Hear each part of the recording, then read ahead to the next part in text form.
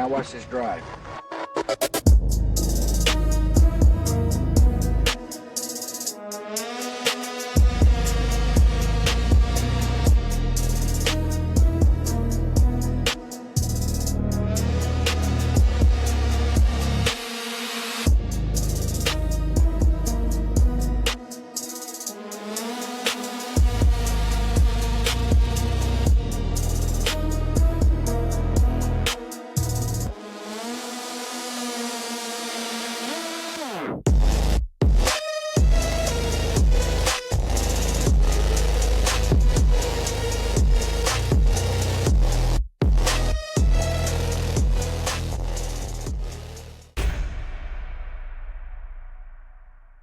What's up, everyone? Welcome back to No Party Affiliation. Every week we're going to run the same drill: what's true, what's missing, and who stands to gain. The only side we are on is reality. We're not here for party line politics. We're here to discuss the history, the propaganda, the unknown, and to give you guys insight across a variety of personal experiences, stretching all the way from across Hollywood to the CIA. So welcome in. Nothing is as it seems, but we do have to get something out of the way, and that's Chris's cuck chair disclaimer for the Department of War, so he doesn't get his pee-pee smacked. So go ahead, Chris. It is true. I'm still owned by them. They haven't removed the cock ring just yet. What is up, guys? My name is Chris. I'm a future former Green Beret, but a current husband and father as well.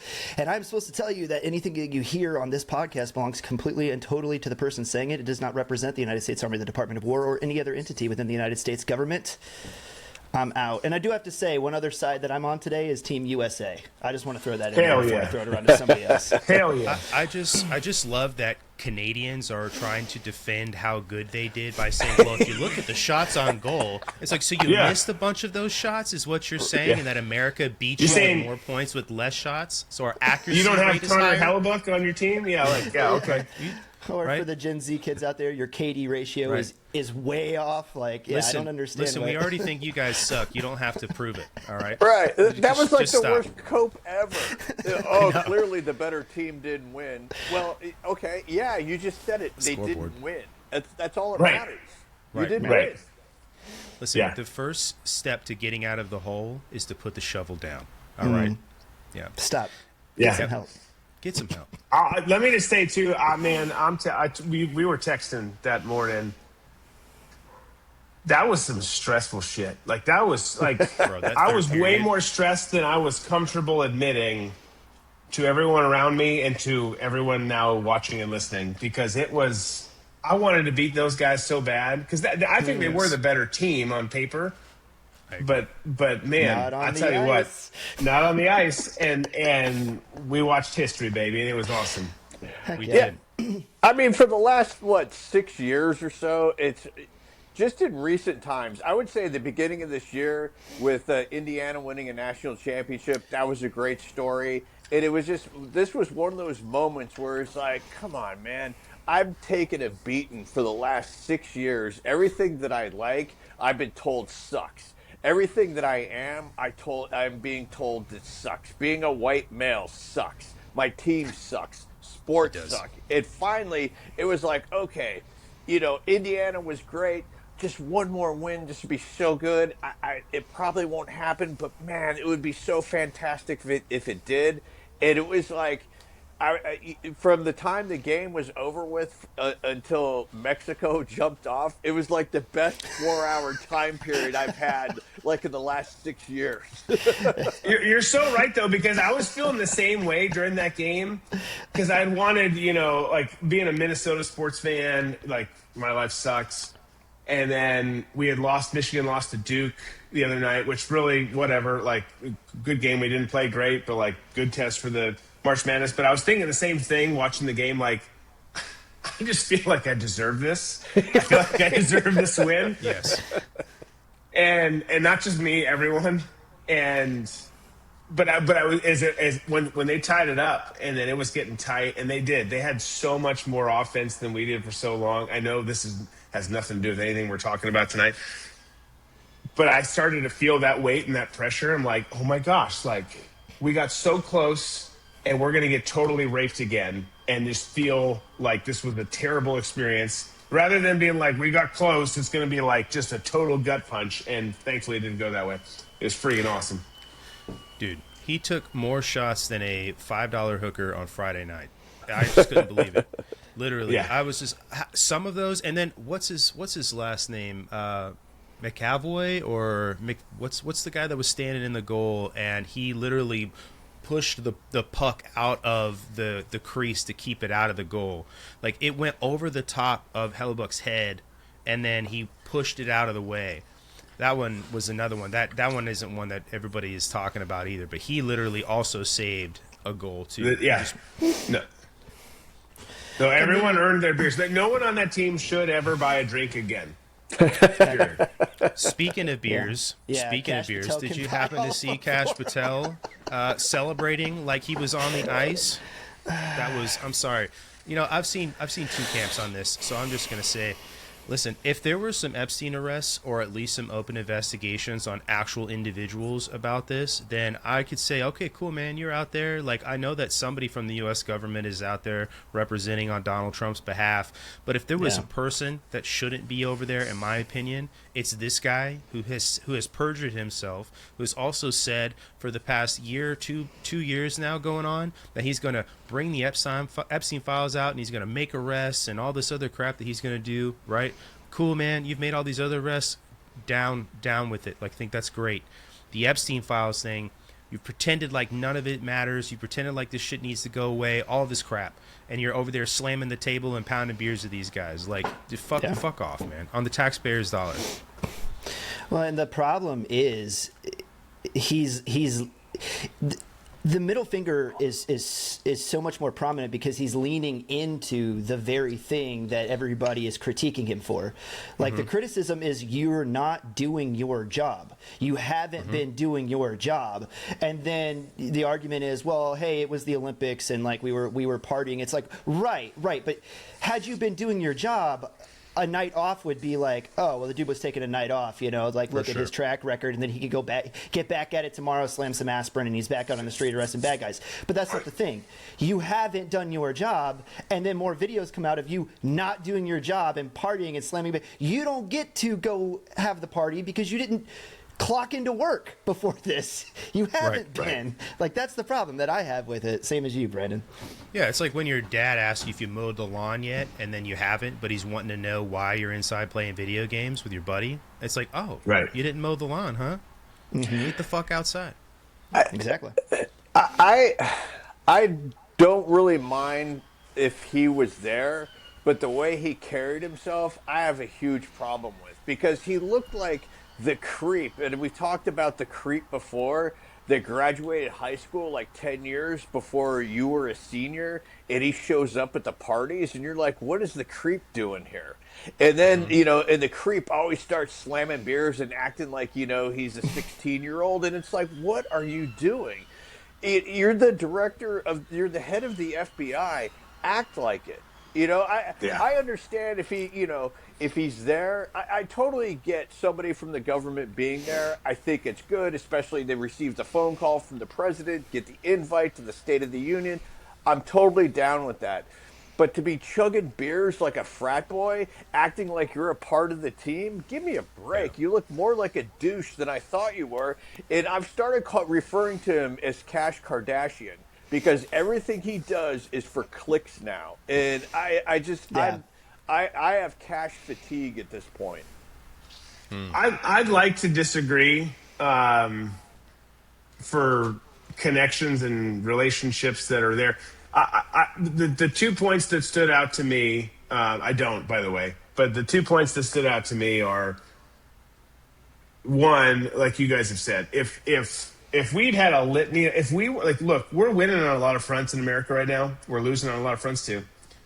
If we had arrest after arrest, success after success, like, by all means, man, yeah, go party it up. Like, you're a rock star. You're doing great things. And it's not to say that he's not doing some things. I don't know. We don't see behind the scenes. But the stuff that the, that the mass public wants to see isn't happening. So that's, you don't get that hall pass if you're not doing that. But then two, like, Tom, to your point, like, you're acting like a frat boy, and if you, like, if you're going to do that and you want to be there, Cash is a hockey guy. I get it. Like, he's been at other major hockey games. 100%. If you look, that's your thing. I love hockey too. I wish I was there. And I would have loved to party with the guys just like he did. But if you're the FBI director, you need to maybe have someone on social and on your staff put the phone down and not make it a big thing, because it looks bad. Like, if you want to drink beers with them, if you want to do all sorts of crazy stuff at night with them after they win that game, go do it. But, like, you probably shouldn't promote it that way. And, you know, the crazy right-wingers will say, yeah, that's the difference between you and, you know, someone who supports Newsom. But it's like, no, but, like, it's just smart. Like, just don't you don't need to go that far. Mm-hmm. And if you are going to go that far, then you don't need to document it. Well, right. I mean, I'm all for drinking beers with the guys, but, you know, you do it on the plane. There's plenty of opportunities to do it. Yeah, on a private plane. Exactly. You know, you had the flight to Miami. I'm sure if he wanted to hop on that plane, that wouldn't be a problem for him to fly there and have his plane, our plane, meet him in Miami.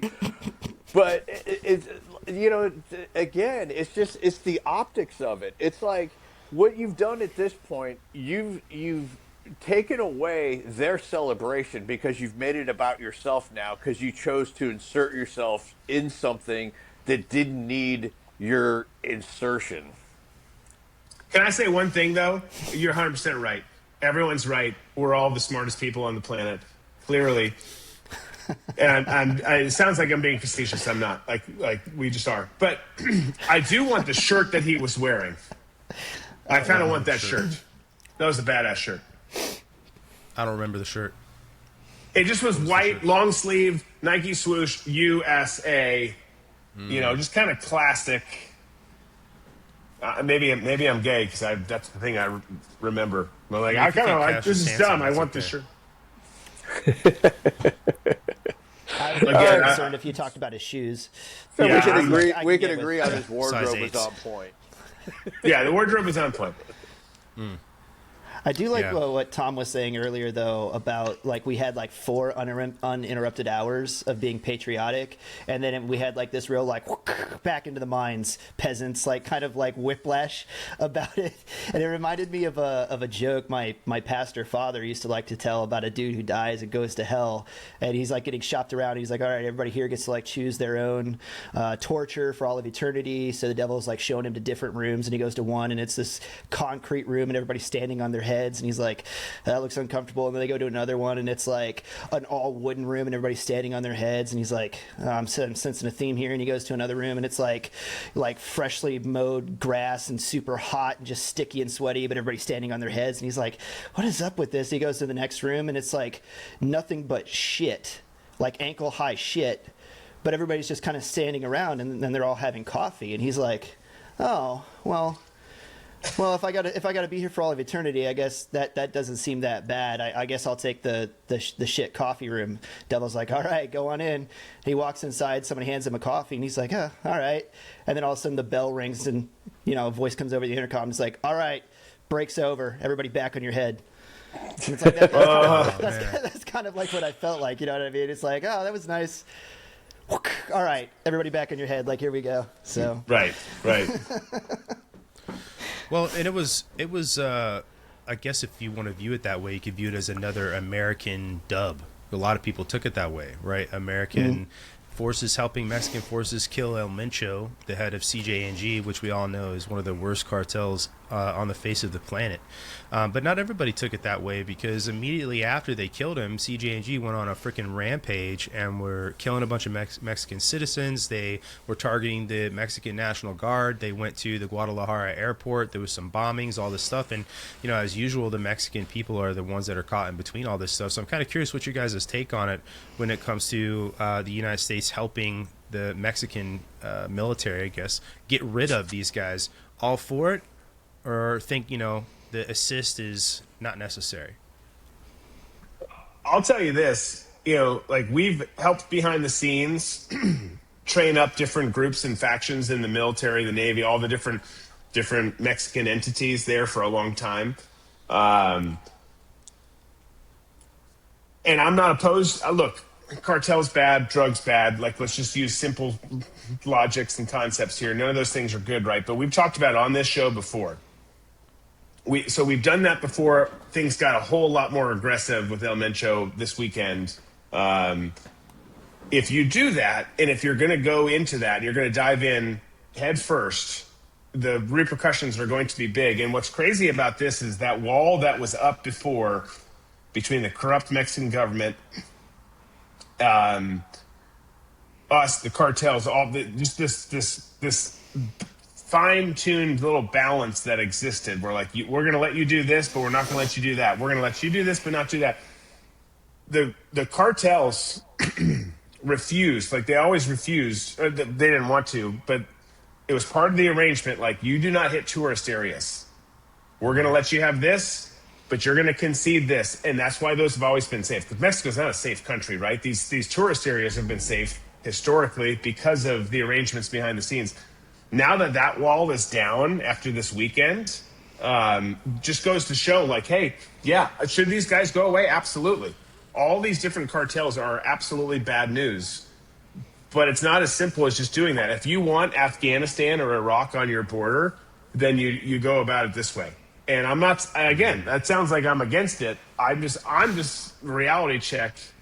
If you're going to let tier one guys go in and help these guys collectively take out kingpins and destroy leadership and structure in these different organizations, they're not going to go quietly into the night. And it's going to make lots of, I mean, the plumes of smoke and the stuff that was going on in Mexico this weekend was crazy. So that part to me is like not surprising. But if you got to be all in if you want to take these people down, and all in is going to look like something that Americans have not seen. And I'm not just talking about Americans on American soil. I'm talking about Americans who are tourists in these places. Like, oh, we're safe, honey. Don't worry, we can go there. The cartels don't come. Well, they didn't, but maybe they do now. Well, what you were just talking about, this old school, like, Cosa Nostra respect for everybody else, right? Like the gentlemanly warfare that you come to think of when you think like Godfather, Italian Mob. Sinaloa typically followed along that same precedent. And I remember when we first started talking about CJNG, this was one of the things that made them scarier, was that a lot of these reservations about civilians and then the cost of that, and then going into some of these places that typically have been respected, had gone out the window. And this has been going on for a couple of years. I remember even last year, there was a massive fire at a... like I don't know, lack of a better word, like a Chuck E. Cheese essentially equivalent. And it wasn't a real Chuck E. Cheese, but like a kids arcade, bounce house sort of thing. A massive fire there, and it was targeted at other rival gang members, but there were people there with their families and all these things. So a lot of these typical things are not off limits anymore. And then the other thing that goes in with it too, there's a lot of involvement when it comes into the agriculture economy of Mexico that you haven't seen from some of these other cartels as well. And they're basically going, for example, into these avocado farms. And if you know anything about avocados, they take they're generational crops. They take, like, I plant and then my son will reap the benefits of that, and he keeps it going. And these crops come generationally. Very expensive, very hard to grow.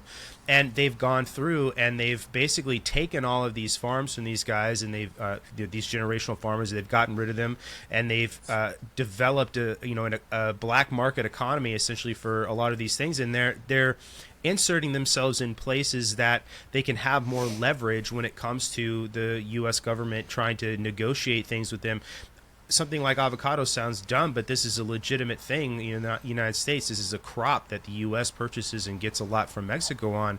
And so it's just the animal that CJNG is not the same animal that was willing. The U.S., I guess, was willing. It's like the movie Sicario. We're going to help them out so that they kind of keep the peace. It's why we stuck with Saddam for so long. He was keeping the peace in the region until he wasn't, right? It's like any of these international strongmen that the U.S. has backed, essentially knowing they're corrupt pieces of shit. Well, CJNG doesn't play by the same rules.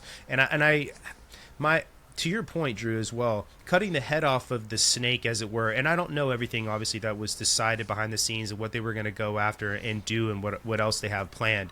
But it seems like cutting the head off the snake and then letting the the chips fall from doing that feels really careless. Would you agree? Yeah, I mean, look, I think there's so many layers to it. Like, but it is because one, that's just not how reality works when it comes to cartels, terror organizations. It does for some. Like, there are some that are way less structured, and you take the head out, and it's going to disappear maybe forever or maybe for 3, 5, 10 years, whatever. But a lot of these, that's just not how it goes. So, and particularly, I think particularly with these major cartels south of the border, that's just not how it works. And they know that. Like, the people who are making these decisions know that. So I think it's reckless. And I think, too, you got to understand, like, I don't know how this op went down.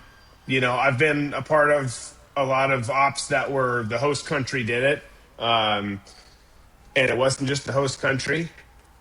Again, we've been training. I know I can't state all the facts and periphery information around it, but like we've been training folks down there for a long time and involved in a lot of stuff behind the scenes that people don't know about for a long time.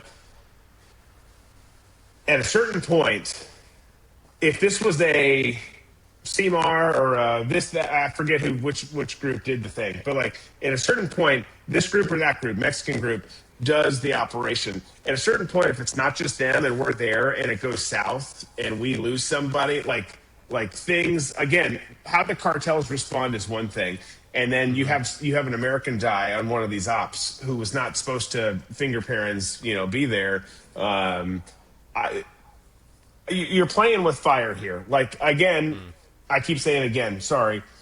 I also have a shitty shock because I'm not in the studio today, so I apologize for that too. But if you look at this situation holistically and honestly, and I've talked to a lot of former operators and teammates who have worked with different groups, some with the agency, some with CAG, some with these guys, whoever it is, and a lot of people like, look, there's the dueling mindset here of like new target, new enemy, new game to play. That sounds fun.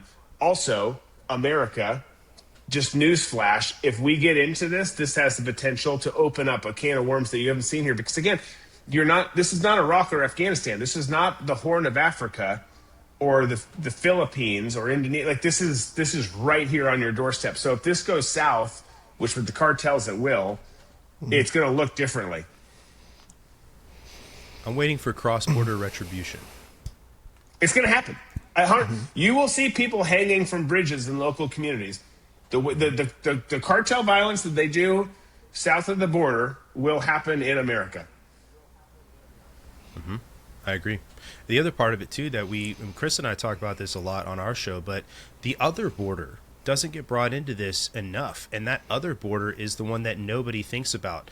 CJNG has a large presence from coming into the Canadian border down into the United States.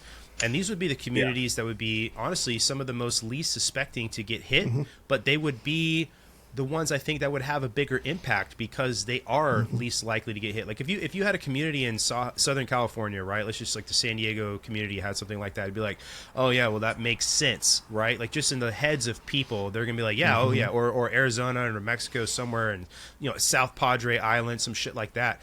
But if it happened in Minnesota or New York or something like that, a state that shares one of these borders, they're gonna be like, oh fuck, that happens. They're up there, and it's like, yes, and it's a totally different methodology as well from what's happening in the southern border versus what's crossing from the northern border down into the United States. It's totally different.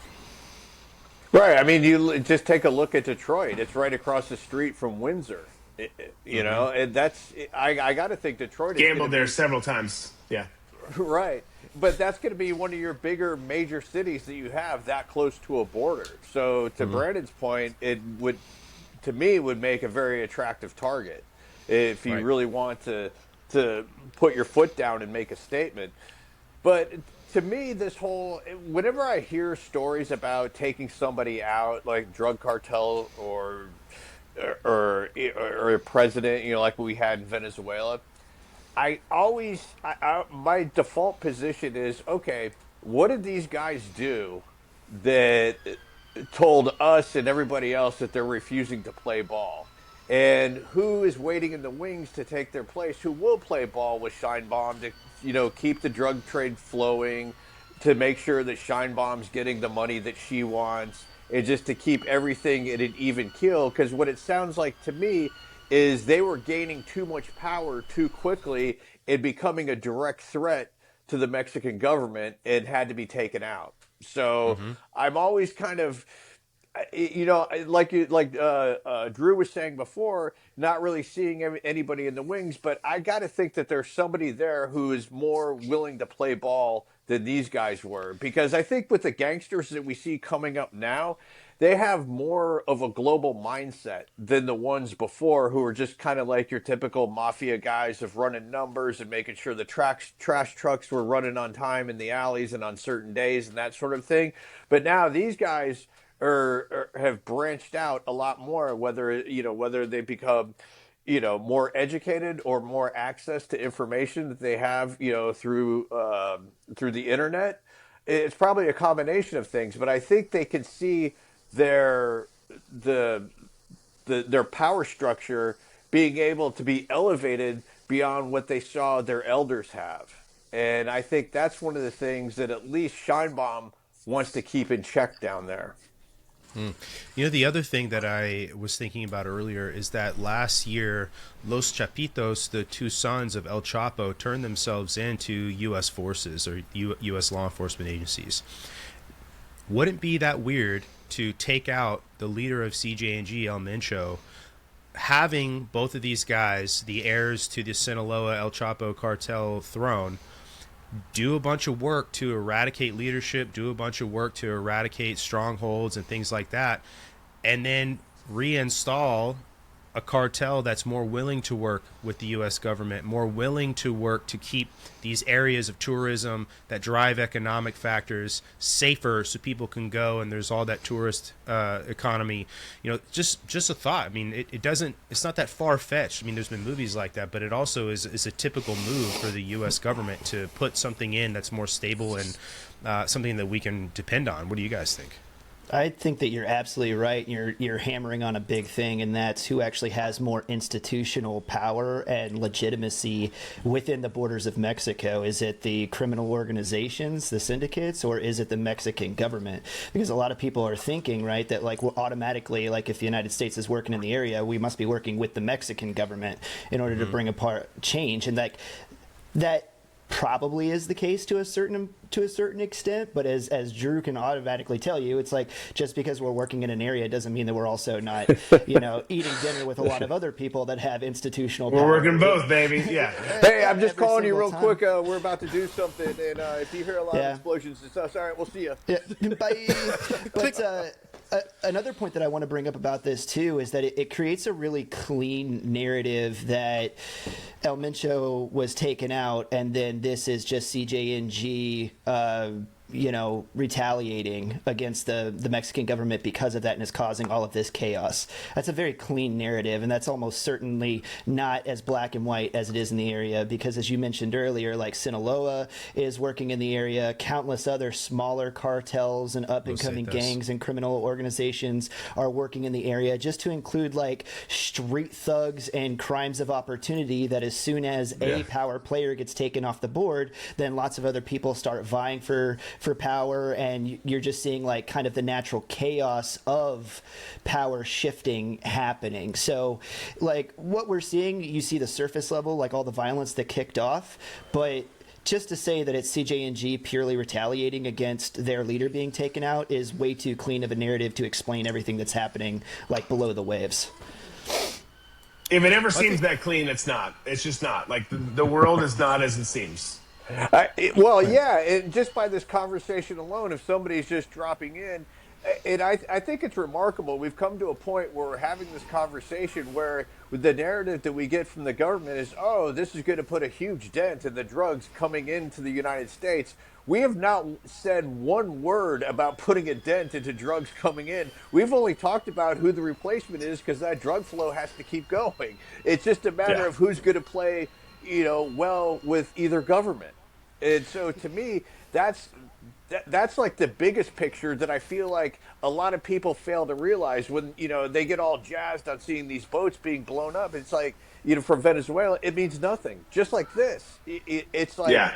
you got to step back and say, okay, once you realize that both governments are are making the drug trade happen, and just kind of like stepping back and say, hey, we're going to get our wins here and there, but we can't prevent all of it, and we just want to make sure whoever it is are going to play by our rules.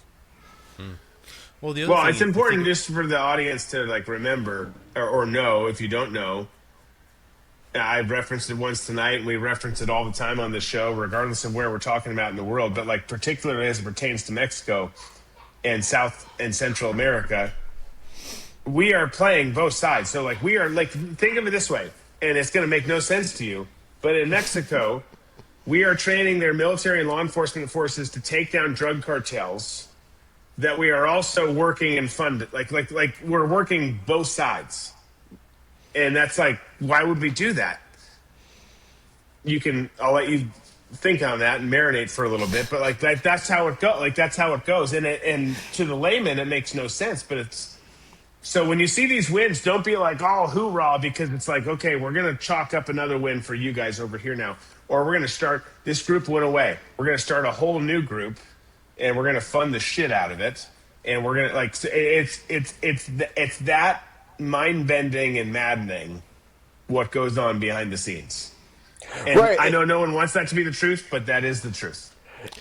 And bringing this back to Epstein, that's one of the things that he would facilitate. He would be able to facilitate getting that money over here to bring back, let's just say, for example, and I'm pretty sure this happened, money from Israel and the United States going off somewhere, taking a couple of loops around the world and ending up in Hamas to fund a bomb belt to, detonate at a Sbarro. That's the type of shit that you're talking about, Drew. Why are you always going after Sbarro, bro? Like, because it's the only sort of because when I was in Tel Aviv, I just remember seeing a Sbarro and going, you know what? If I was going to go in and clack off a bomb vest, that's where it would be. It would be right in there because the amount of people that were going in and out of there. And that is always stuck in my head. But, to your point, a lot of people, who take everything verbatim, what the government says, are like, oh, Drew's out of his mind. The government's not funding the bad guys. And it's like, no. You're missing the bigger point. They're not directly funding. However that money gets there, it's your money, but it's just taking a really weird route to get to those dudes. Well, the other thing is you're never going to see like something that you saw yesterday in Canada. There's not going to be a U.S. military op with Canadian forces going after syndicates of CJNG inside Canada either. And the reason for that is because of the stability of the relationship we have with the Canadian government versus what the fuck is going on in Mexico. And I think that those things are on purpose. The U.S. isn't going to go into basically unilaterally into Canada just to go into a shipyard and start fucking up a bunch of dudes who are bringing in drugs or the precursors to fentanyl or whatever. We're able to do that because of how chaotic Mexico is, and I think that is part of the plan, I guess, if that makes sense. Well, yeah. It's the same as remember the green zone in Iraq, right? You gotta push out your Drew knows exactly. Yes, I remember it well. There was I slept here. There was a Sbarro. There was a Sbarro down the street. But you just have to push out the boundaries, to give yourself operating space. And then as you do, right, you're like, I keep this area semi-permissive, right, because I have to have freedom of maneuver, right, and things like that, my ability to conduct logistical operations and things like that. Whereas, like, as long as I can keep the fighting contained over here, right, it's like at least I can keep a border around where the fighting is. And that's exactly what you're talking about when it comes to geopolitics, Brandon, right? Like the idea that Canada represents a very stable environment for the most part, and I talk about before, right, like keeping everything under that liminal zone so it doesn't break open into open conflict that then chaos abounds, which what you just saw in Mexico, like that's a perfect example of things going above the liminal zone, right? A couple hundred people get disappeared and murdered a night down in the seedy parts of Mexico. Like nobody looks the other way. All of a sudden, Joker, one guy gets killed and everybody loses their minds, and that's what happens. And then boom, above the liminal zone, and now you have all this chaos, and that's what it looks like. And it'll get tamped back down, right? Like relationships will get stabilized regardless of who those relationships are with. They'll get stabilized, and all of that'll kind of like die back down in time. What's going to be interesting is to see how quickly that relative stability is reachieved. That's what I'm kind of looking at. Yeah. I think that stability is far away. But the other thing I was going to say to your point is that I think that kind of lends credence to what I was saying about putting people back in place that are willing to work. And in reality, those guys gave a lot of intelligence to the U.S. government, and I wouldn't surprise me at all if they're not working in tandem or already, setting those guys up and creating those avenues for them to go back into power eventually. I could see there, the rebrand would be epic of both of these, the Chapitos going back into Mexico as some sort of, even if they were politicians now or some shit, I don't know. You know what I mean? Like that would be the move, heroes. Well, that's what I'm saying, It's like the prodigal son's return, this time with the force of the U.S. government behind him, or the CIA or whatever, should I say, and then, Juan is going to be the advisor for Claudia Sheinbaum now, and then, 6 months later. Can I just tell you, I still love Cartel task force. I spent, my adult life chasing bad guys. I respect the shit out of El Chapo. Like, the stories that are around, like, I have to tamp down the excitement I have when I see the stories or hear the stories. It's like, that's badass. Like, good for you. Like, escaping that somehow. Like, all of a sudden I'm cheering for the villain. Yeah. Anyways, his you bring up his sons, and it's like these guys are, and they do have some help, but these guys are next level, fucking escaping through bathtubs and like, I don't have a trap. Does anyone on this episode have a trapdoor in their bathtub or their bathroom? Unfortunately. No. I wish. I'm pissed. And for me in Florida, it's the aquifer. Like, that's the only reason we don't. Yeah. But I have a bathroom gun, but I don't have a trapdoor in my bathroom. Yeah. You're a step ahead. Trapdoor. You're a step ahead. Yeah. You gotta have a shower gun, dude. Like, what are you doing? You're most vulnerable. Yes. Kurt Plus and a concealed weapon. I loved watching the social media videos that were coming in when everything was going down in Mexico from the resorts, of people like, oh, there's a fire up over here. And they're keep turning. But we're safe right now. We're safe laying out on our shades. Oh, Ignacio, yes, we'll have 2 more margaritas. Well, that's what I was going to say. Like, I love that so many of them were, like, filming, and, like, you can see in their shots a cocktail. Like, this is water because I'm not a Neanderthal. But, like, imagine that it was a cocktail. It is. And those are always the people who, like, brag to their friends about, oh, yeah, we travel international. We're going to Mexico again. Oh, yeah. So it is so nice how they pick us up at the airport, and these little tan savages wait on us hand and foot and do whatever we want. And it's fantastic down there. You should really get out of the country. America's so gauche. Right. It's like an immersive ride at Disney. Yeah. There was an Apache helicopter overhead as I ordered another Mai Tai. My husband had just come back from pickleball. It was great. It's going to be a good Tom point when he takes his mic off his stand. Right? He was like teeing up for it. I think we'll see more of this. I do. I think that we'll probably see more. I think we'll see more direct action as well from some of the tier 1 guys, like you were talking about too. I think that'll. I do know that CJNG was retaliating yesterday. I saw a bunch of text message stuff from Telegram and some WhatsApp chats of them ordering some of these hits in places, and then they were threatening to go through like door to door. They were talking about harming people and things like that, because it's a tactic they've been using for the past year and a half. As long as we've been talking about CJNG, they just don't care about who gets caught in the crossfire, and they know that the human element element is going to hit people the hardest. But I wouldn't be surprised if a lot of these things, like Chris was saying, have a lot to do with trying to paint them in a negative light too, because there are people that have.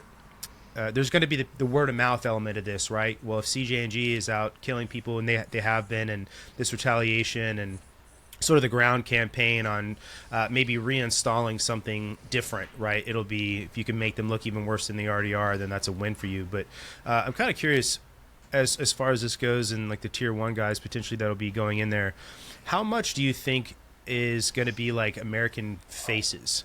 Do you kind of get what I'm saying? Like, is this going to be only Mexican forces you'll see on camera, or are we going to, not care that you'll see American operators? Obviously, they'll be covered up, I'm sure, some way, shape, or form, but American operators actually kicking doors in, that kind of thing. It's that's a hard one, because I think it's going to depend.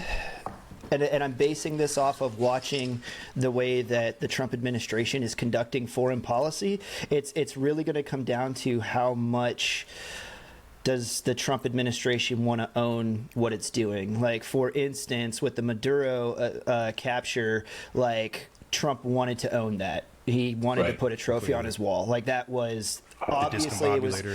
Yeah, really? It was more about, again, the optics of it. So going back to Tom brought up the optics earlier, and on certain things the Trump administration has been absolutely owning optics, and then in other things they're terribly behind the social dynamic of like what optics should be. Like Kristi Noem playing DHS Barbie, like people are tired of it. Kash Patel chugging beers, like partying his ass off, like people are tired of it. Pam Bondi sitting down and screaming about the Dow, like people are tired of it, right? The optics is like we're over it. Like, do your freaking job, right? But in other things, like in foreign policy, they've had some absolute home runs. Maduro was one of them. So I could see a world where the Trump administration absolutely wants to put some multicams in the shots, like, or wants to put some Black Hawks in the shots, right? So it's like you can see it. You can see American participation in the joint operation. So that way they can show that, like, and again, they've messaged this because they want to tie it to Trump put, like, absolutely named the Monroe Doctrine in his new national security strategy. Like, he named it. This is how we're going to be conducting business. So I know that's the direction that they're wanting to go with that. And then sorry, Tom bopping in and out just completely threw my other point out the back of my brain. So it's like, yeah, he talked about the Monroe Doctrine, and then they've also been trying to tie it to the fact that, hey, drug traffic is going down. Fentanyl deaths are going down. Like, they're messaging all those things right now and tying it to their foreign policy. So because all of that, I think that there's a better chance than not that if there are going to be operations conducted where it's like we're doing actual A3A and putting dudes in there, like, they're going to be multi-cammed up so that you can be like, oh, that was an American operator, at least to just put their fingerprint on it. I think that's a real possibility. I know it's technically international, but I think it would fall better in the category of domestic as well, right? Because it's right across a physical border as opposed to across an ocean in a country in a separate part of the world. I think you could sell it, you could box it up and sell it, right, as a Trump administration, as a domestic win, especially in a place like Mexico. And then when you look at what Trump's trying to do with help me out, Chris, what's the name of the economic agreement we have with Canada and Mexico? Damn it, the name's gone out of my head. But it you could frame it as that too, trying to get rid of the alternative economy, as it were, so that free trade is better with Mexico, and that the deals that we want to offer Mexico for production and industrialization can be better. Like, this is, if I was in the Trump administration trying to package this up with a bow and present it to the American, citizen, like this, these are the things I would say. But you could sell it as domestic policy, I think, even, better than you could as international geopolitics. Yeah. USMCA? Well, yes, thank you. Yeah, that's right. That's it. Yeah. Well, yeah, I mean, if we go, you're right, like, Chris, like, they went balls deep on Maduro, like you go that route, like that's obvious. Like traditionally speaking, the way that this weekend happened, potentially, or future weekends like it, like you've got 2 to 4 advisors operating with. But that's what I was bringing up earlier. Like you've either got to go all in on this and say we're here Right. and show Blackhawks and show headlines of tier 1 elements going in, or you've got to go the way we're currently going, where we're training them behind the scenes, a handful or less, typically way less, go with these units and are there. But if something goes south, then you've got egg on your face, because it was the Mexicans, not us. But then how come this American dude got killed on the op? Like, so you've got to and that stuff happens and then it gets covered up and no one ever hears about it. But like, if they do hear about it, like you open up Pandora's box where all of a sudden that's a possibility. And then you've got all, like, as an administration, you've got all new answers, or all new questions to answer. Right. Like, wait, you did what? Yep. And anyone who's smart knows, like, well, of course he did that. But like, if you don't know, you're like, well, why did this E8 get killed? I was going to say, why did 2 former 10th Group Green Berets, which are UCOM guys, get rolled up trying to infiltrate Venezuela by themselves? That doesn't make any sense. What are you talking about? Right. I don't know. It's wild. Crazy. Damnedest thing. Yeah. Dude, yeah. PTSD is a bitch. You know what I mean? Yeah. It'll make you do crazy things. Well, think of the way, too, that the Maduro raid and this with El Mencho were packaged, right? The White House was ready to talk about Maduro. The way it was presented, there was a lot of OSINT that started coming out from people that were in Venezuela as it was happening, right? I remember that hitting the Twitter sphere. But the White House and all the official channels were already talking about it. They had things they were going to say. They were ready to rah-rah the troops and talk about how great this was and bringing Maduro to justice. There was a picture of him on an aircraft carrier within like 3 hours, right? Right. Versus this, it almost just felt like they let the OSINT, journalists do their thing and push out all this info, and then really the majority of the official messaging we saw was like, oh, here's a bunch of travel warnings and travel advisories to stay away from these places in Mexico. It wasn't like, yeah, we're proud that the United States was involved in providing intelligence and capabilities to Mexican National Guard forces to go in and take out this terrible piece of shit, right? It wasn't like the same sort of patriotic rah-rah, here's this packaged way, there it is, this packaged way to propagandize an op. It was completely and totally random, and I'll be right back. Your ability to roll with that was just... It's beautiful. Nice. But you're right, Brandon and Drew and Chris, the whole thing about the messaging. So what are the options for the Trump administration?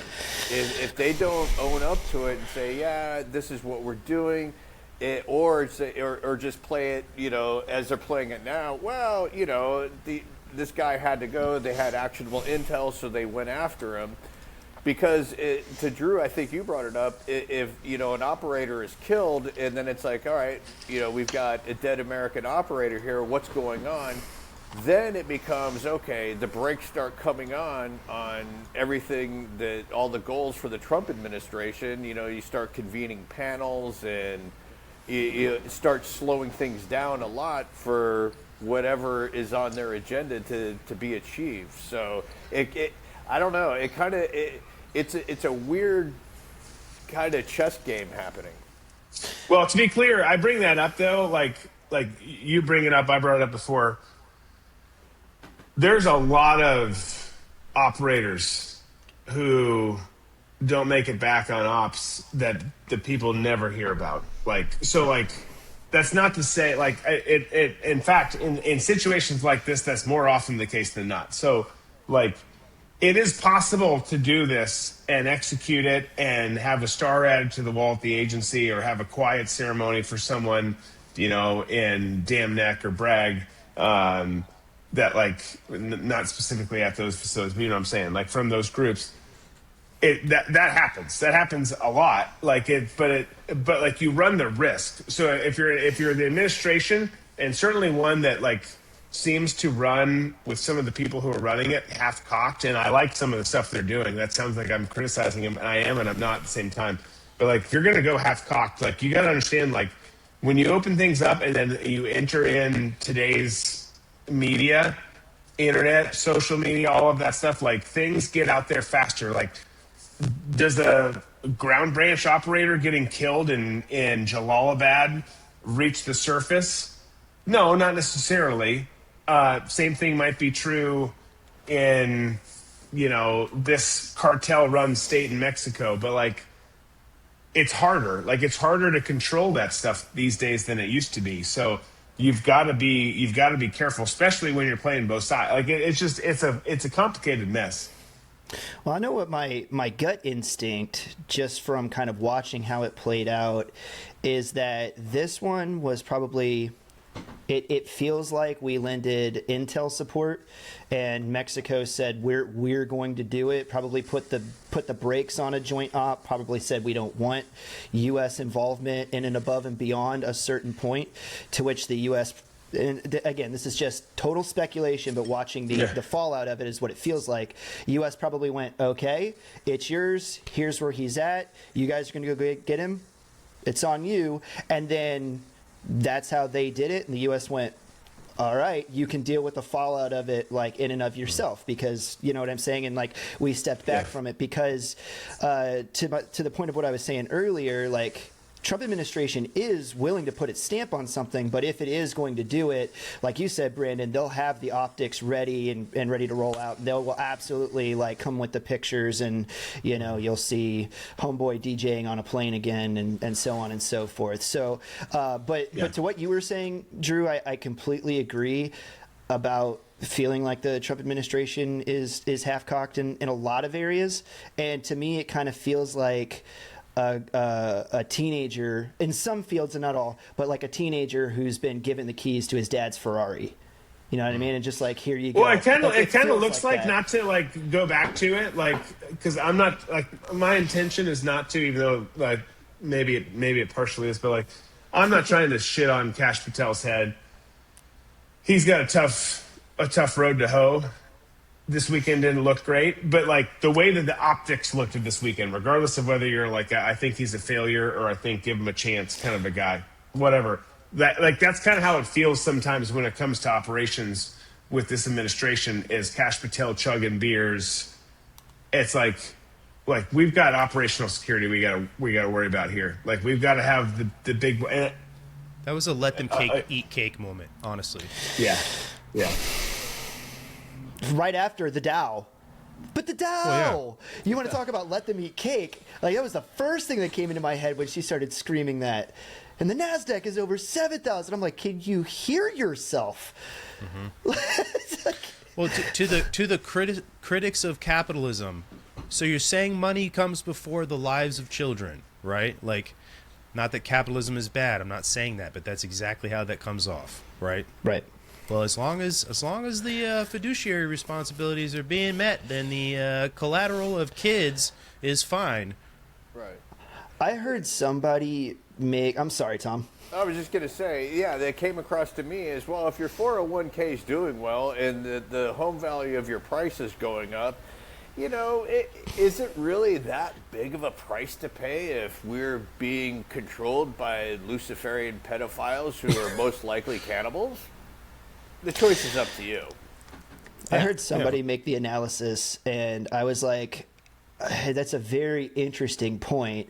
But they were basically saying, like, look at who she was talking to, though, right? The idea being she's reminding them who's sitting on the panel, Republicans and Democrats alike, yeah, but the Dow is over 50,000. Like, looking at all of them, because who are all the people that are actively working in government behind the scenes doing the insider trading and all of that, which is on that panel, which is who she's talking to. So it's a reminder to them, like, you want to keep, the unspoken, you want to keep your stocks Right, which she basically came out and said, I don't know why you're laughing, Raskin. Like, she called him out. So it's like, well, that's a, I mean, I don't necessarily always go for what's the unspoken point here but man, that's a good point you're making, dude. Well, her delivery was awful. If that was the point that she was trying to make, it was absolutely atrocious. Her timing couldn't have been worse. Her sentence structure. That I agree with. Yeah. You know, if she was going ad lib and came off the cuff with that is one of those that you need somebody skillful to help you write it. You know, it's like a comic.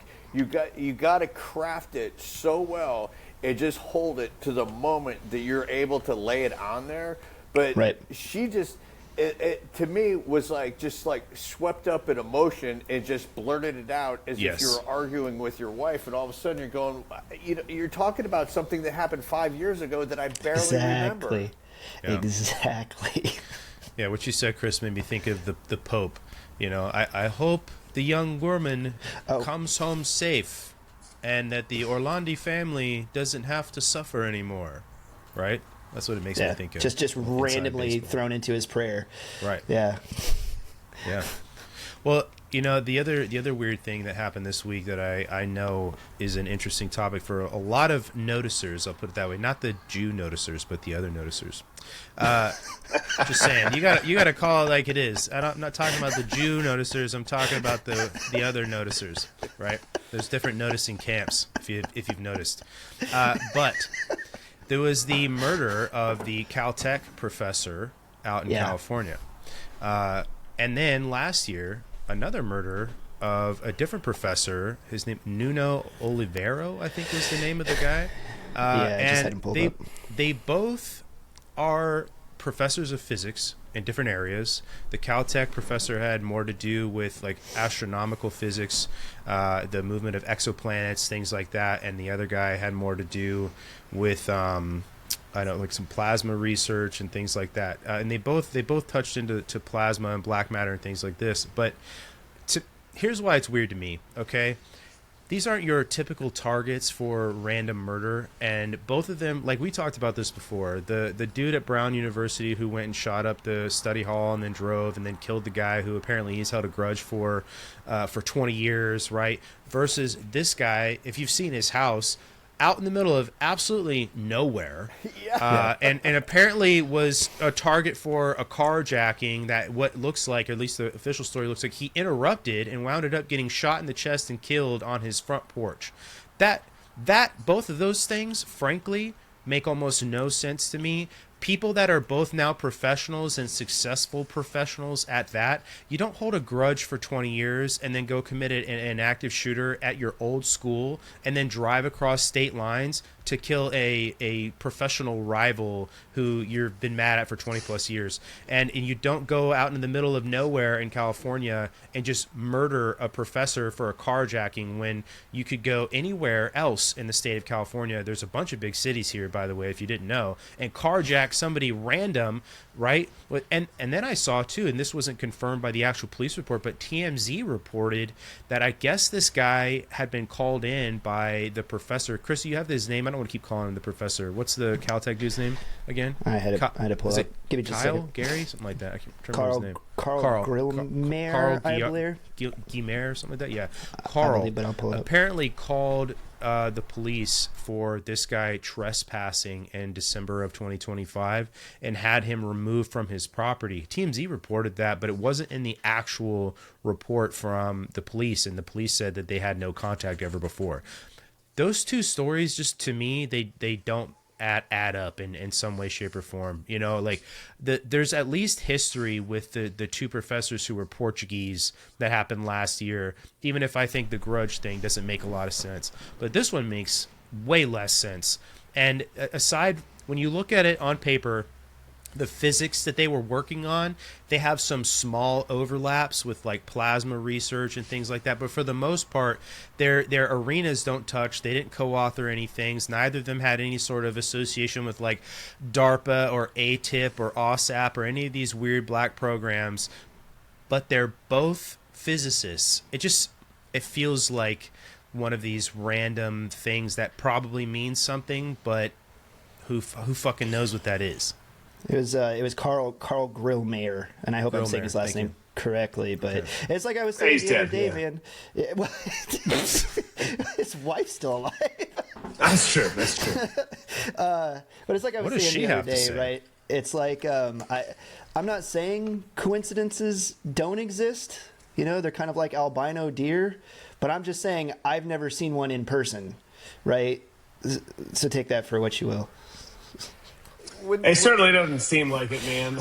I mean, if you pay attention to like anything that's been going on, and it could be that one albino deer, to use your reference, Chris. But like, if you're paying it, like for the layman who's not paying attention, heads buried in the sand, God bless you.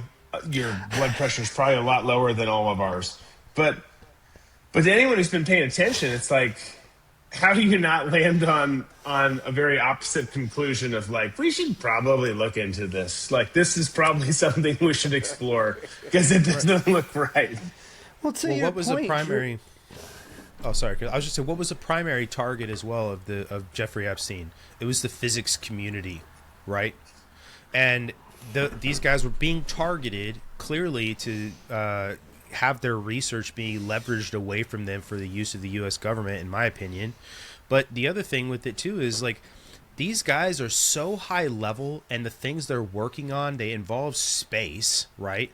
And what is the new frontier of warfare? What are some of the things we're looking at for not just communication but travel, and then also the relationship between our planet and then interplanetary, intergalactic objects moving around, 3i Atlas, some of these things, right? Like, this is very niche, very intelligent, very random science for these people to just be randomly murdered. Like, it feels like part of the plot to a Bond film, frankly. Yeah. They did way better on the SAT than I did. Well, Gavin Newsom didn't, though. He does. Actually, it's closer than I'd like to admit. Yeah. When this story first broke, I was reading it, and it was like, oh yeah, carjacking it took place, and police were pursuing the suspect, who fled and ended up shooting a professor who was sitting on his porch. And then I looked at the picture, and I was like, he's out in the middle of nowhere, and he described this north of L.A., so I kept, like, the next day, read more, and it said Palmdale. And it's like, well, Palmdale's, like, over an hour away from L.A., and they showed the same picture of this guy's house who's in a compound in the middle of the desert, it looks like. And Literally. It's like, okay, there's no way that this guy was a carjacking suspect that was being pursued by the police, bailed out on foot, ran, and just randomly shot this guy. And then, you know, as you were saying, Brandon, you know, the more the story comes out, the more it doesn't make any sense anymore. But from the initial reports that came out, it just seemed like, oh, just this, you know, random crime had happened. And then, you know, right. As the days go by, it's like, okay. But again, it goes back to the whole narrative thing. If something is really weird and there's, to me, some sort of cover-up happening, at the time, usually the first reports you get are usually the most accurate. But in this case, it was the most inaccurate. And then after a couple of days, you start seeing a clearer picture of what's going on. Which leads me to believe into what you're saying about these guys who are, you know, getting killed in these weird ways, who are working, you know, with black matter or with plasma technologies. It kind of, I wonder, what's the relationship into the research they're doing when it comes to, like, say, parallel research that's going on with CERN? Because my whole idea behind CERN is they're trying to open up portals. And I believe that they're trying to open up a portal to heaven to release the demons that we have here to get into heaven and have a battle with God and the angels there. So, I know that it sounds pretty outrageous, but, you know, just judging by the Epstein files and what we, you know, in Epstein's interest in physics, and also with the one email with somebody on behalf of Hillary Clinton reaching out and asking where Nimrod's remains are, and where the rest of the Nephilim are, is very concerning to me. It's like, okay, we've been told that, he never existed and this and that. Then we're, well, yeah, there was this Norwegian, I think it was, archaeologist who, says that he found the burial of the Nephilim in Nimrod, and then all of a sudden we invade Iraq, and then an SF base goes up around it, and then we never hear about it until it emerges again in the Epstein files. So I think that, if going by, and I am not by no means a biblical scholar, and have just been trying in the last several years getting back into it, because for me, when it comes to conspiracy theories, it always leads back to the Bible. And so it's like, all right, if I'm going to go down the rabbit hole of conspiracies, I have to have the baseline to see what is the reason for these conspiracy theories, and they always lead back to the Bible. So for myself, I need a better understanding of the Bible.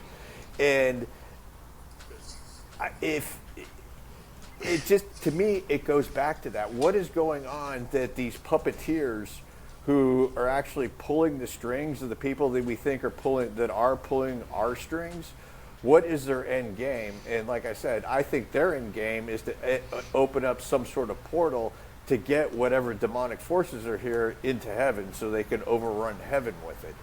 But I know that sounds wild and everything, but that's just, one of the, guesses that I have as to what's going on.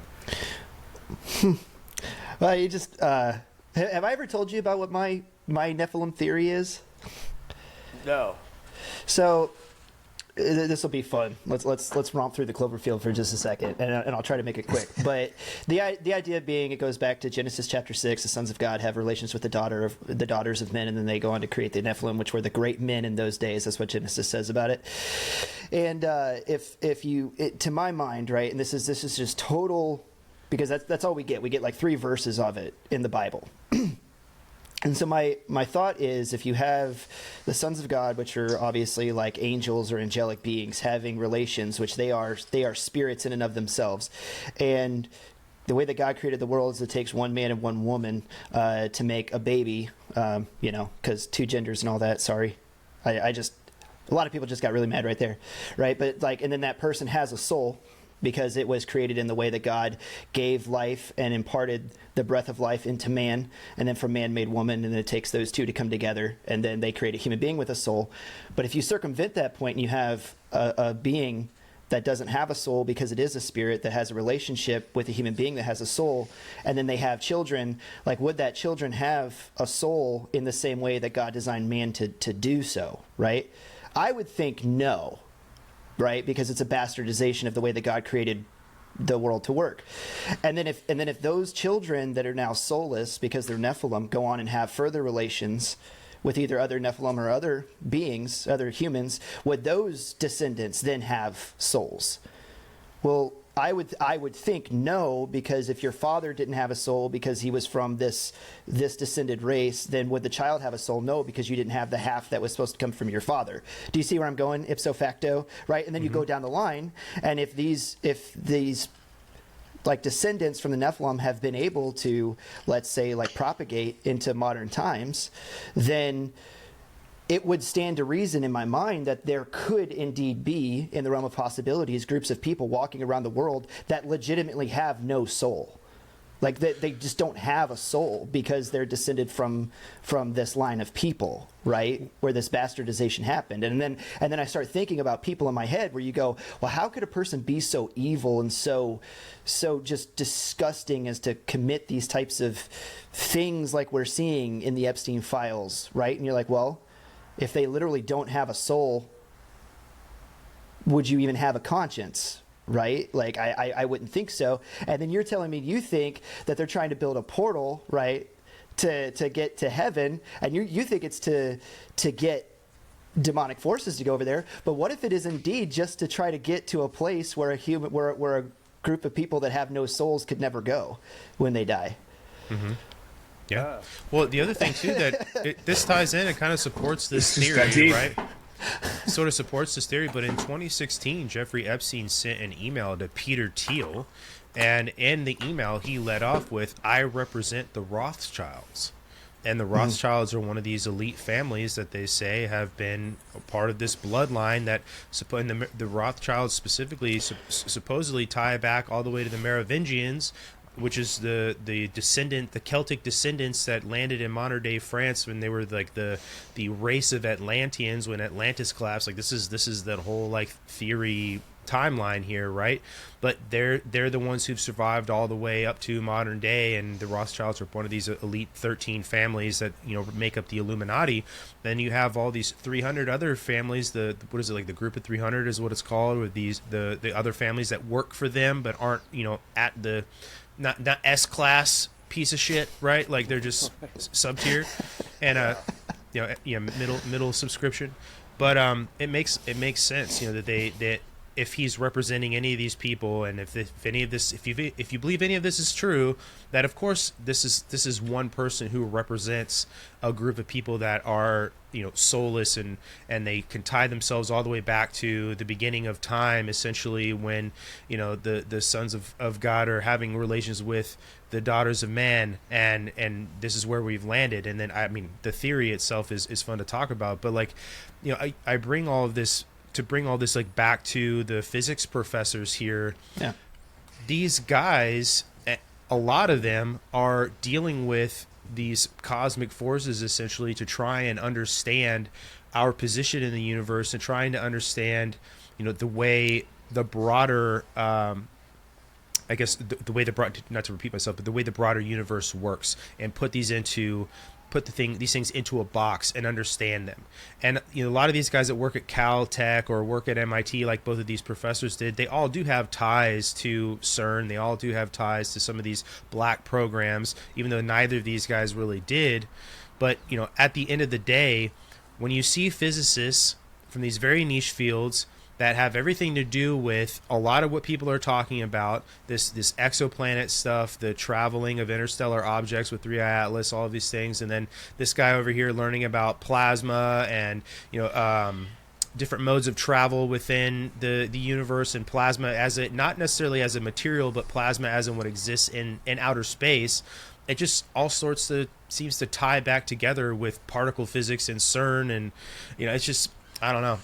They all tie into this weird notion is all I'm saying. Yeah. And it's not that far-fetched to say, well, these are all just threads that haven't really been pulled on enough to pull out evidence or whatever.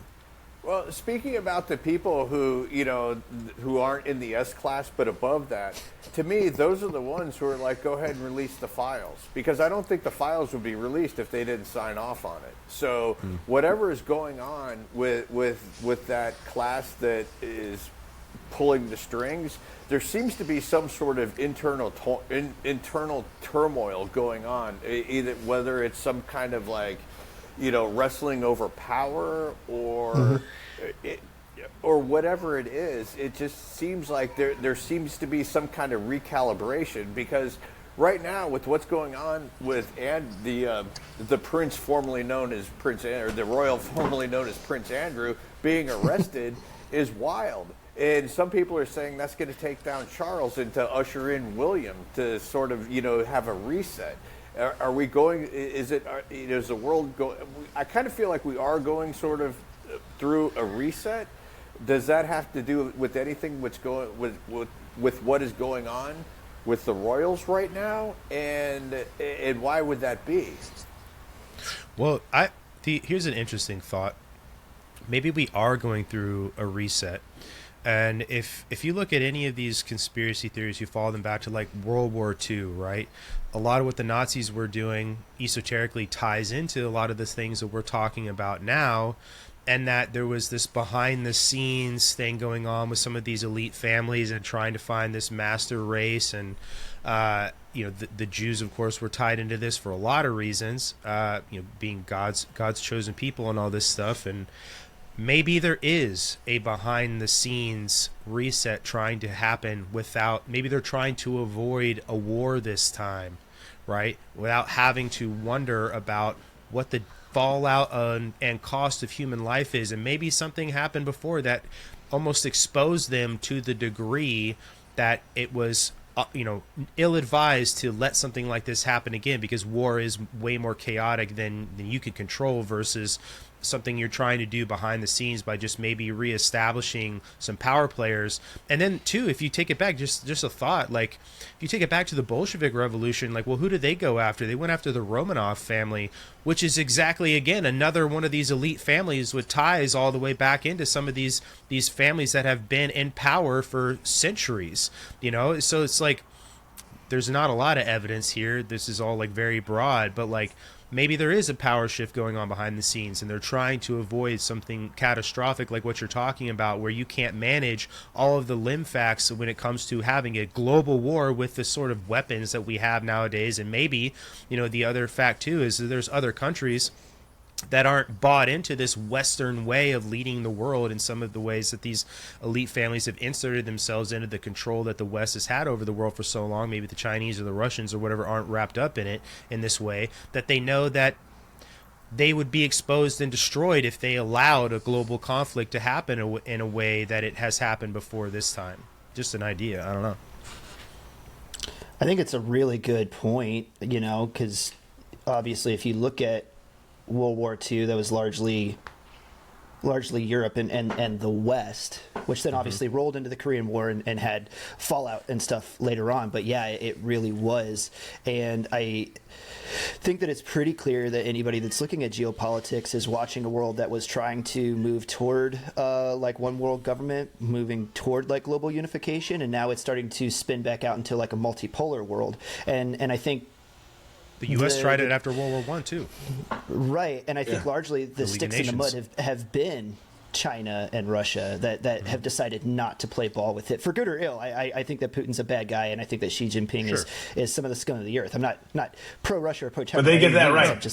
But they get that right. Like, I would expect, I am perfectly okay, right? Like, I have always said this. I am perfectly okay with insert person from other country being patriotic from country that you come from, right? Doesn't mean that I don't think, like, that your country's good, but I would expect that if you're from that country, you wear the home jersey. Yeah, absolutely. Like, at least I know that you're a good faith actor then if you argue on behalf of your country and your culture and your people. Okay, I get that. I would rather that and know who I'm dealing with and what your motivations are than you being of this, like, globalist cabal, like we're all just gonna live in the huts and eat the bugs and stay in our pods and watch, ow my balls all day long and eat tubs of lard. Like, no thanks, man. Well, dude, and then you think about the Book of Enoch, and you think about some of the things that it describes that the Nephilim were teaching human beings how to do, and basically, amazing the humans into following them, right? And I think that a lot of these ancient gods that we think about today as just myths were probably some of these Nephilim being worshipped by human beings because they didn't know any better and were wowed by all the things that they were doing. What if all of these people, like there's a famous picture of Mariana Abramovich standing in front with one of the Rothschilds standing in front of a famous painting of Lucifer calling his legions, and they had took this very formal photo together. What if some of these people, and you see, like Abramovich is like, we look at her as like this witch who's always doing these crazy, rituals with, soul cooking and eating human flesh and all these things, even though they're all symbols, right? Supposedly.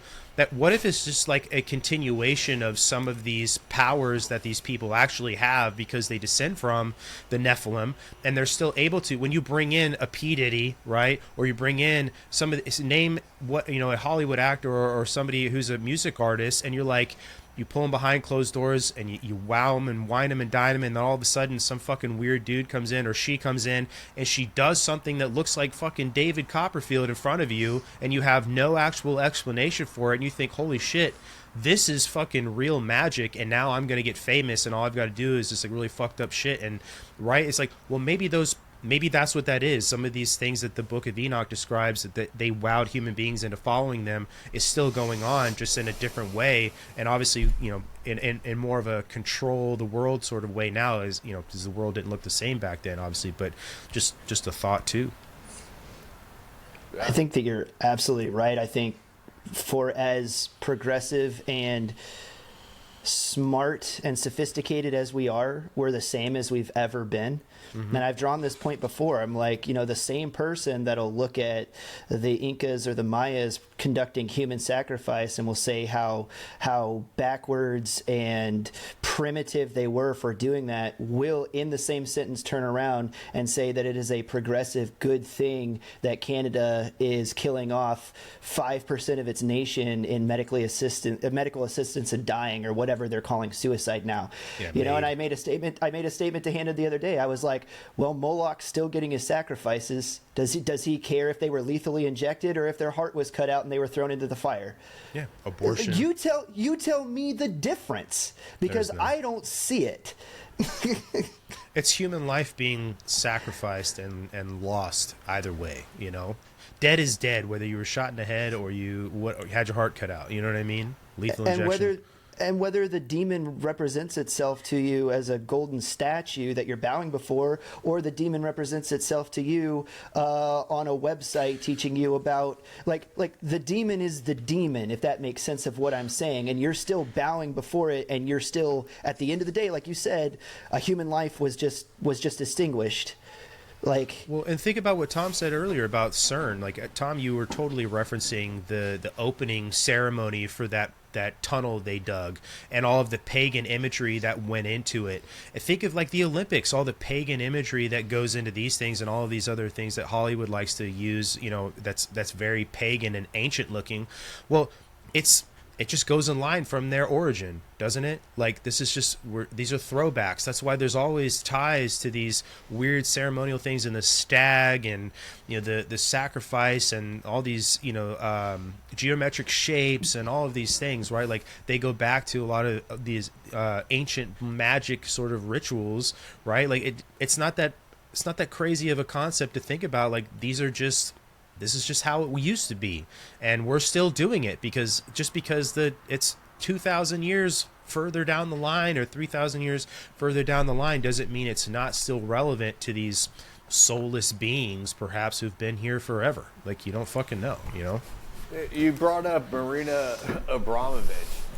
And we had talked about before we came on about talking about old books. Get an old book, an old illustrated book of Hansel and Gretel, and tell me that witch doesn't look like Marina in that shit.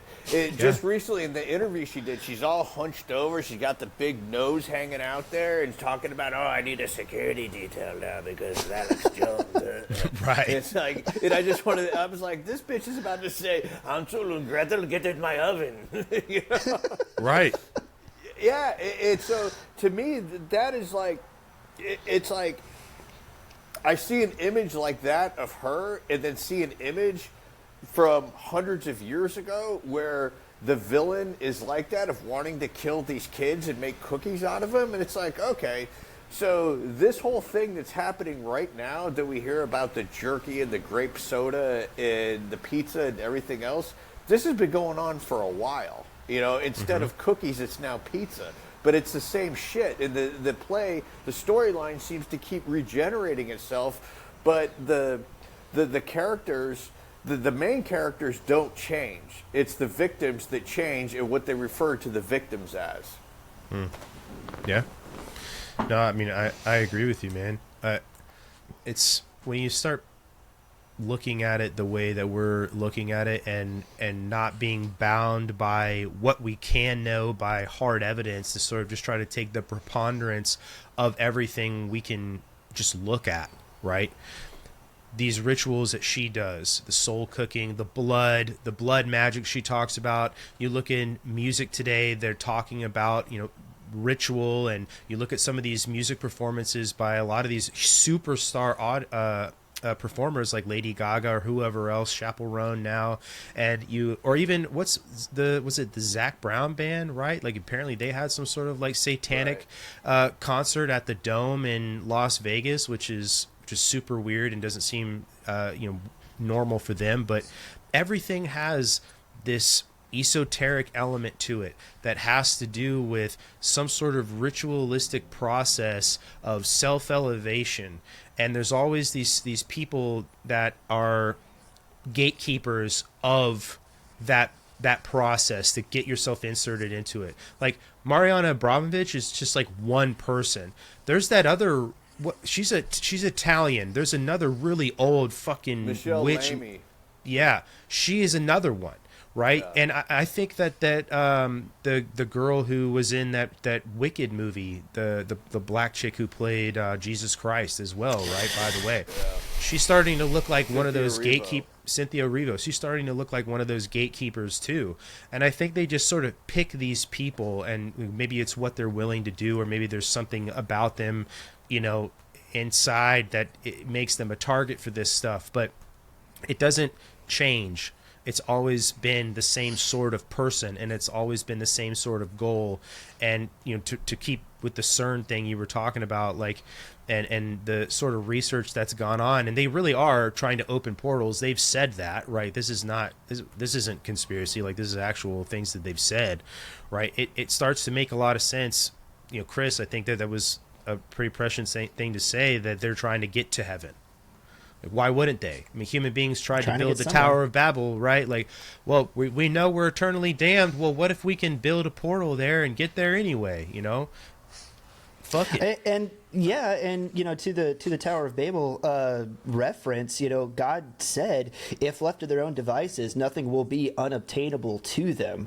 Mm-hmm. And so the thing that he did in order to keep that from happening was confuse their language. And I've said for a long time that the very first thing that AI was designed to do with these large language models was to do away with language barriers completely. And I'm like, if we can get around language barriers, I'm like, doesn't that digitally represent us going back to what we were doing during the Tower of Babel? And now that AI can bridge that, and we don't require like language to communicate with each other anymore, because AI is the go-between between all of that. And then it's also the building block to all of this other stuff that you guys are talking about in building the models for these portals and calculating space flight and like all this other stuff that AI is helping to do. I'm like, it's hard to not see that as just a digital rebuilding of the tower and trying to get back to the place where it's like, we're going to build a tower to heaven and we are going to enter heaven. That's why they decided to build the tower in the first place. Yeah, it's almost history like repeats itself, baby. Well, I mean, it's look like at mumble rap. You talk about everybody speaking in different languages. I can't even understand rap nowadays. And it's not even, you know, it's not even American rap that I can't understand. It's, you know, just if you watch Bad Bunny and his mumble rap, it's like, what are you speaking? You know, the whole... It's just like they're making sounds, but it's like what? No, those aren't words; those are sounds. And it's sadly with the shorthand that we use on text now, though that shorthand is becoming a part of language to communicate. And combine that with the sounds of mumble rap, and mumble rap becoming mainstream. Inserting those together, you've got a whole new language where you hear somebody talking who's talking to you, and for a second you're wondering if they're speaking a different language, but you understand a couple of words that have a Latin root that seems like it's English. You can identify it, but then you try and piece it together and go, oh, okay, they're leaving out vowels is what they're doing. So they've created a whole new language. We've created a whole new language, whether it's on purpose or by accident, through technology and through culture. Yeah. I was going to say, I guess the last thing for me on this topic was that a lot of the same tropes that you see that exist in ancient cultures that were polytheistic, right? Like you look at a P. Diddy party or any other person, it's sex, it's alcohol. Well, like, this is Bacchus. That's what it is. It's the same sort of tropes you see. Other cultures in the worship of idols, or picking a planet or another celestial body, right? Like, this is the temple of Apollo, this is the cult of Apollo.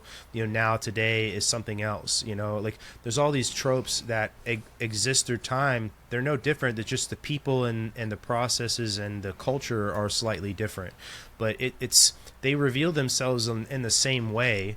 It's just maybe in Renaissance art, a bacchanal looks fun, and it's like, oh well, this is beautiful art because look at how well they portrayed all of this artistically. But like, okay, well, let's go look at some of these photos of a party at the Rothschilds, or let's go listen to somebody talk about what happened at P. Diddy's house, and the sexual impropriety and the alcohol abuse and the days and days and days of partying over and over and over and over again, which is exactly what Bacchus was about, right? There's just the same things that they show up in different ways because people have changed a little bit over time, but not the things that have influence over people. Those things are still the same.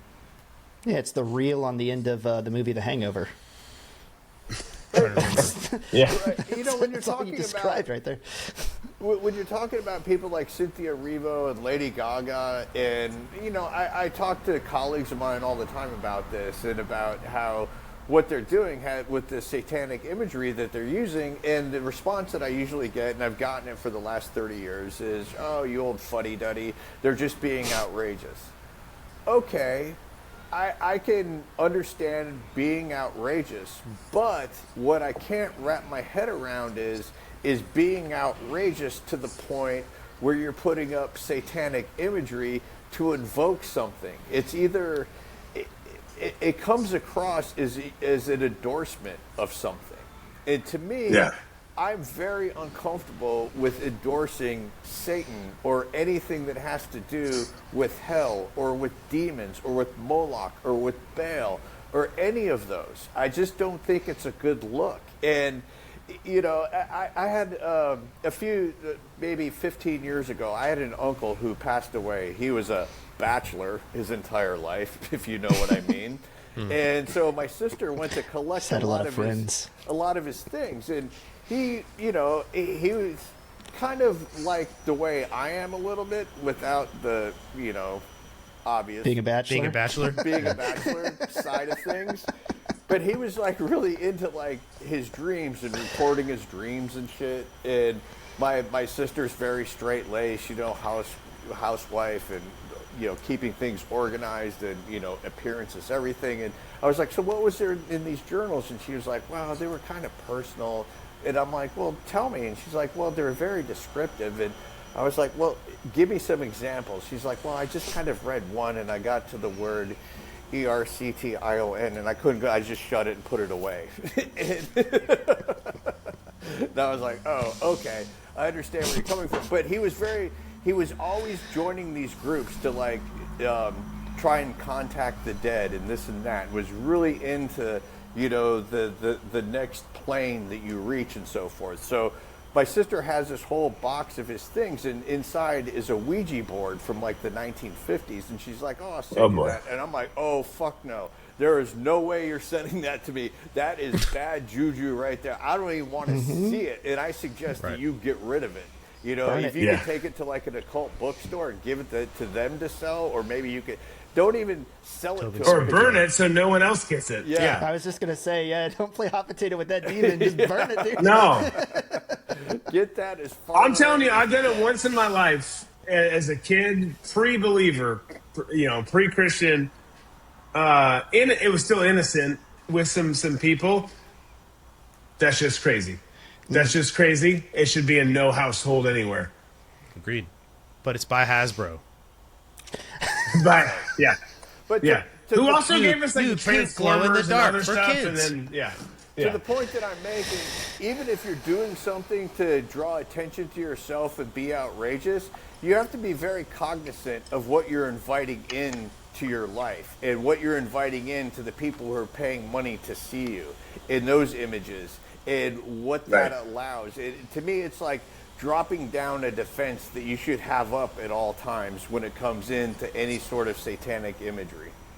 Well, and if those things had no meaning, right, then it could be anything that you're using as a symbol for your music or your movie. But they do have meaning, and it's on purpose. And to pretend like it's just random, it's edgy, it's satanic panic stuff that makes people uncomfortable, and that's why it's art. It's like, well, you could come up with something else that's uncomfortable, but you're choosing that. Like, there's a point to it, and you can skirt around and pretend like it isn't, but there is. Otherwise, it could be anything else. Just a very interesting observation on the symbolism that you were talking about. You kind of like danced around the idea of like the concert. People pay money to come in and they see these spectacles that you're putting on. You know, in the Old Testament, when God told his people to design the tabernacle, right, you were to have the outer court, right, and then the inner court, and then obviously the Holy of Holies, and God's Spirit was supposed to dwell in the middle, and then all of his people that were worshiping him were supposed to be like around the outside in the outer court. But the idea was that God was in the middle of what was going on, right? This idea of we have a stage and everybody's here, and then somebody's on the stage in front of all of us, like that is pagan symbolism, right? Because that's where the idol goes, and the idol's here on the stage, and then we're all here, and then they would bow down, and whoever was sacrificing, right, would go up and they would sacrifice in front. And so then you take that and then just draw that through line to what you see kind of, even what I became uncomfortable with when I was going through college and studying to be a worship leader, and I was going back and I was reading through this stuff in the Old Testament, and I'm like, man, even our modern churches with this idea of the music and the rock concert and all of this, I'm like, this has way more pagan symbolism in it, in the way that we conduct this stuff, than the way that God told his people to design the tabernacle and then eventually the temple, and this stuff would happen. And I started becoming really uncomfortable with that, just from an optic standpoint alone, of like, look how we're setting things up to be done in the church, which is obviously based on the American rock concert, or just the rock concert in general. Give that over to Americans, but versus the way that God designed it to be done.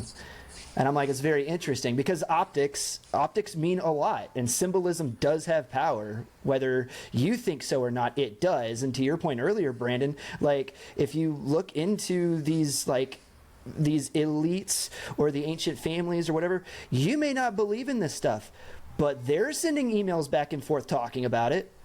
They're sure as hell asking each other about it. So, yeah, bro, where's Nimrod? You know what, Chris? You bring up a really, really interesting point, because when it goes back to the world of entertainment, anytime that you hear a band or a stand-up comic talking about doing a performance in the round, they say it is so much better than to having an actual stage show, because you feel more connected to the audience. So what you're saying makes a lot of sense, and whether they know it or not, in their performances, they are connected. And for some reason, having, performing, telling jokes, playing music, even if it's 30, 40,000 people, it's still going to have more of an intimate setting than it is with nothing behind you. Mm-hmm.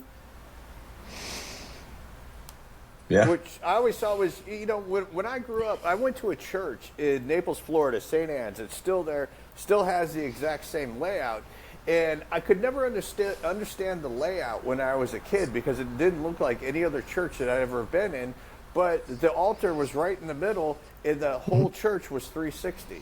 And I always thought that it was a strange design, and the architect must have been high or whatever, because it doesn't look like any other one that when I go to Flint, Michigan to visit my grandmother, it didn't look like. Well, they don't have church in Flint, Michigan, but yeah. When they God did, bless her. But yeah, it was a very, it's still strange. But what's even weirder is, I would say, I was probably in maybe the 7th grade. They put up a partition, and they tried to wall it off so you would have that feel. But as a kid, I remember being 360 and thinking it was, really weird. And it was like, well, when they put in the wall, it was like, well, I guess it has more of the normal feel. But then you block off the other half of where you were, which, now that you bring it up, just seems really odd that you would do that.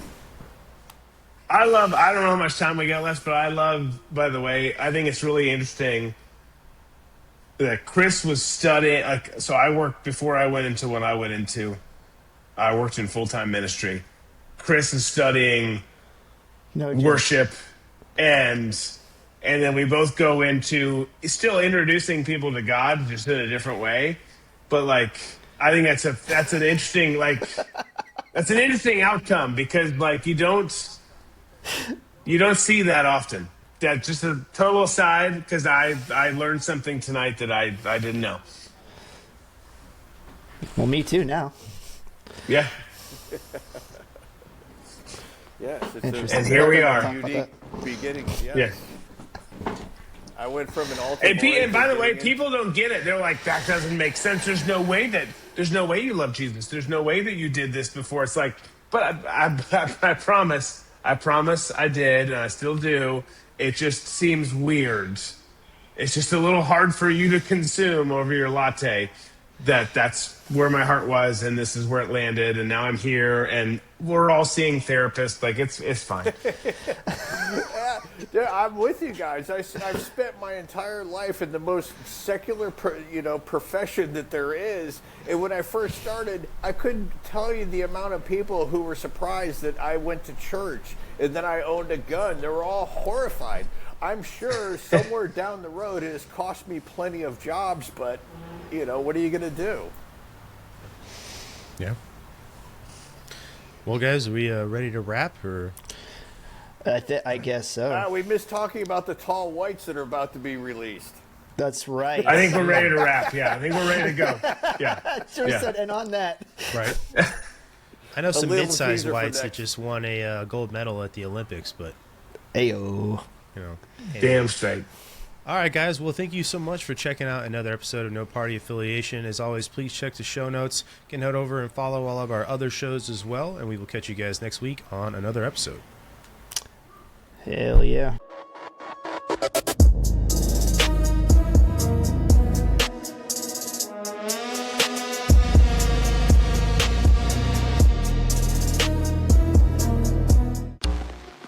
This concludes our scheduled programming.